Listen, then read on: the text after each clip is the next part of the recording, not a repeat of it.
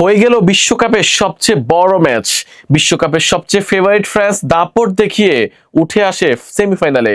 Spain রক্ষণের সামনে পাত্তাই পেল না কিলিয়ান এমবাপ্পে, উসমান দেমবেলেরা। নিজেদের শক্তির প্রমাণে যেন 100-তে 100 নম্বর পেল বর্তমান ইউরো চ্যাম্পিয়ন স্পেন। ডালাস স্টেডিয়ামে 2-0 গোলে ফ্রান্সকে হারিয়ে 16 বছর পর ফাইনালে উঠল স্প্যানিশরা।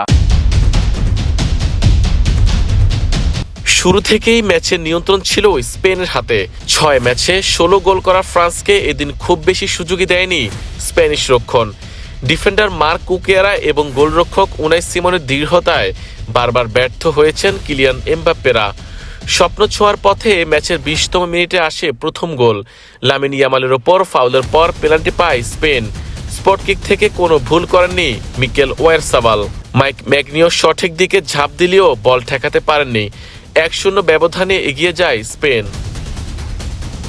গোল হজমের পর ঘুরে দাঁড়ানোর চেষ্টা করে ফ্রান্স, তবে উনাই সিমনের দুর্দান্ত গোলকিপিং আর কুকিয়ার নিখুঁত রক্ষণে বারবার থেমে যায় তাদের আক্রমণ। প্রথমার্ধে শেষ দিকে এমবাপ্পের নিশ্চিত সুযোগটাও নষ্ট করে দেন স্প্যানিশ গোলরক্ষক। বিরতির পর একই ছন্দ ধরে রাখে স্পেন। 58তম মিনিটে দানি ওলমোর দারুণ ফিনিশিংয়ে ব্যবধান বেড়ে দ্বিগুণ হয়।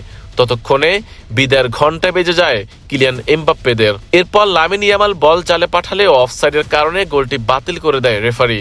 শেষ 10 মিনিটে মরিয়া হয়ে ওঠে ফ্রান্স। এমবাপ্পে হার্নান্দেজদের একের পর এক আক্রমণ ঠেকিয়ে দেন উনাই সিমন, আর নিজের পেনাল্টি বক্সে দুর্দান্ত ক্লিয়ারেন্স দিয়ে দলের জয় নিশ্চিত করতে বড় ভূমিকা রাখেন কুকেরা।